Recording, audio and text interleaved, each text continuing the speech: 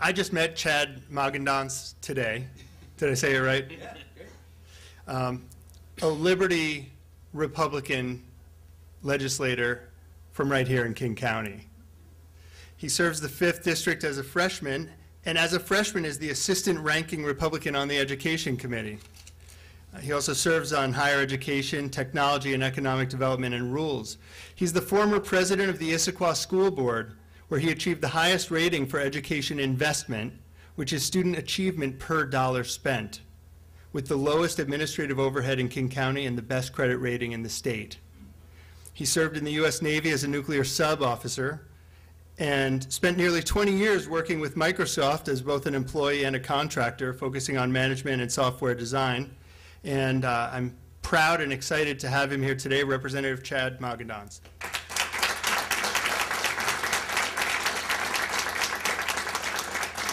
Thank you so much. And I got to tell you what a joy it is to follow the guy who had his own radio show. I mean, I arrived down Olympia and found out that Kerry was my mentor. I was so excited. That wasn't by accident. No, it wasn't by accident. So I just want to do a quick call out to you guys who are thinking about potentially running for office. It was a very interesting journey for me, because I was a Microsoftie, I was a geek like many of you, and I started to get involved with my community. In 2008, I heard Ron Paul for the first time, and that the message resonated with me, and I started to get involved as a PCO. I went to the state convention, and it lit a fire under my feet. I mean, for the first time, people were saying these important things that just seemed obvious to me, but nobody could see the forest for the trees. And so, it started with little things, getting involved with the community, getting on the school board, I started in Campaign for Liberty when it was first created. I was one of the first Tea Party members when we formed a group right there in Issaquah, and once you get that fire in your belly, it's really hard to sit back down again.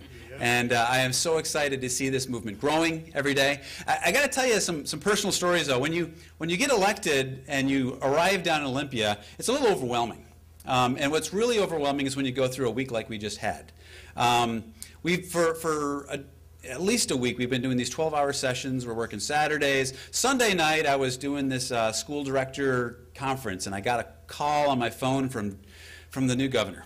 And he wanted to talk to me about this background check bill. And they started with a full court press. You're starting to feel a little bit of pressure. You like to think that you're going to stand by your principles, but when the pressure starts, you can see how people lose their resolve. The next day, he asked me down to the governor's office, sat down, his wife was there, a bunch of his advisors, and they had pulled out a poll that showed that in the 5th District, 80% of people supported the universal background checks. They had identified me as being the one they had to turn to get this bill through. And I started asking questions about the bill, about a bill designed to be enforced by the honor system, basically. If you're having a private transaction, there's no police officer there telling you exactly what you need to do. How many people have actually had a garage sale or sold something on Craigslist? Do you realize you have to fill out a consumer use tax return? How many people have done that? Nobody, right? Because it's a self-enforced law. And generally, self-enforced laws are universally ignored. And that's what this background check was going to be. And so it wasn't going to make a dent in anything.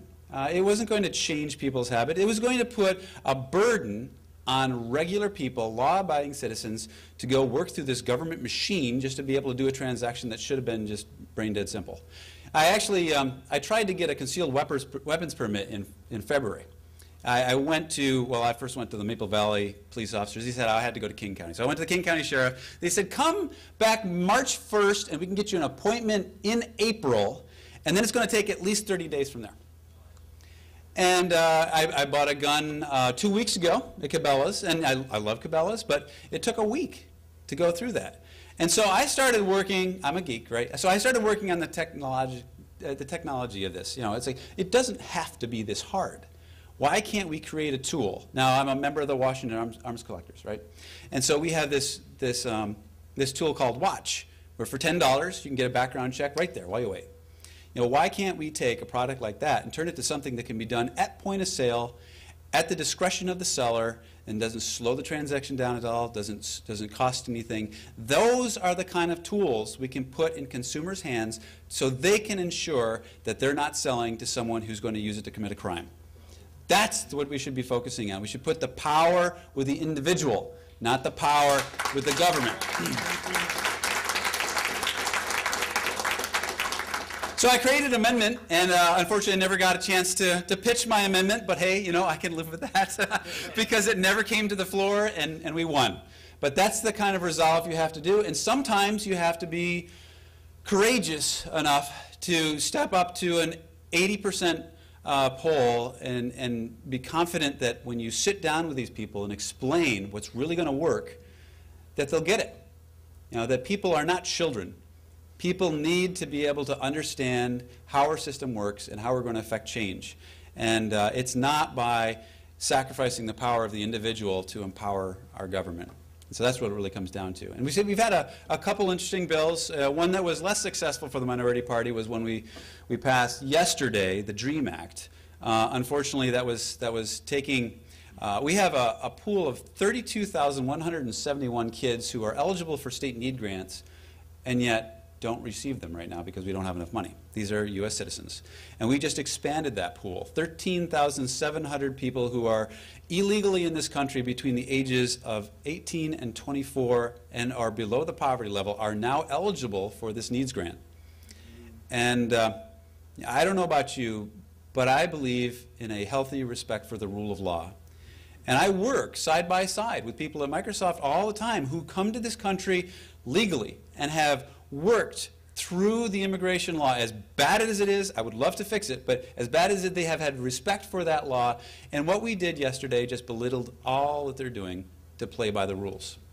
And I don't know about you, but I'm a parent, and I know that when I establish rules in my household and my kids blow them off, if there aren't consequences, the whole house of cards comes crashing down. And so I'm seriously concerned that this trend will continue. And it happens in our own party, too. Like you mentioned before, they're trying to cater to particular segments. They don't want to upset the Hispanic vote, and so they're catering to that element at the sacrifice of the law of our land.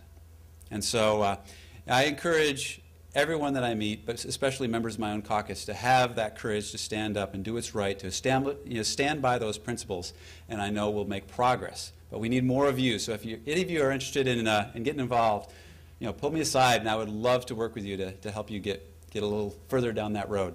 Thank you very much.